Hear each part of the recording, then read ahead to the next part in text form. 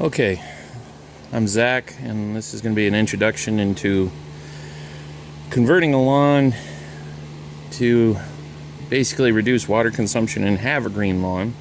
It's been a very big topic lately.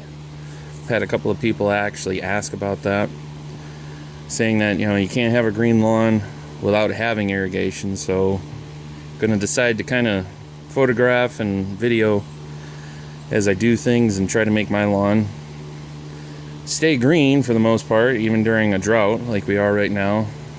End of July going into August. Very hot, very humid up here in the Northeast. Been working on this lawn for about 4 years. As you can see, there's a lot of clover. When we moved in, it was mostly crabgrass with a little bit of regular grass mixed in. Where the clover is where the crabgrass was. What I kind of had before, walking down here, I haven't finished the wall over here next to the driveway. Thanks for noticing.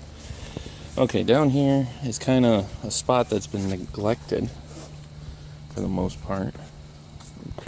I always kind of forget to do this part next to the road. But that's kind of what it was before. Mostly what I've been using is rapid lime because the soil is very acidic. We live in an area where the pitch pine tree is easily grown, which means we have a very acidic soil. So using rapid lime, you do have to be careful. But in very acidic soils, it's kind of something that you need to get it in balance. So I reduced a lot of the crabgrass. I do have some spots, and I do have some weeds. Not perfect.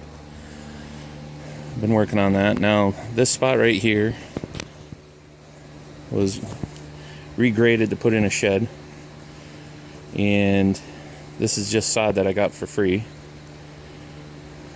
through a place that I used to work at. And this is my most problematic area because it tends to really dry out really easily, and I try to aerate as best I can, but it always gets a fungus and it always dries out quick. Up this way I get into where I've really haven't overseeded, and this is just what was here, and obviously the clover. And I've been using Milorganite and a general basic organic lawn food. The only chemical that does get used on this is a fungicide for the sod. But anything I do, I'm just going to try to use something that is readily available. May not be in the store. Well, depending on where you live, you might be able to get it. But it's readily available. Something easy to do. If you need to spray, I'll try to get stuff that is in an easy hose end sprayer. But it's mostly going to be granular. And hopefully you enjoy it. Maybe get some tips on it, and let's work on making this a waterless irrigation grass. Just get rainwater, just use rainwater, not irrigation.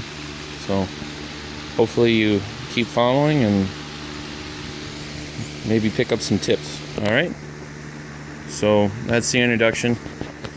We haven't had rain for a week, and I haven't watered it.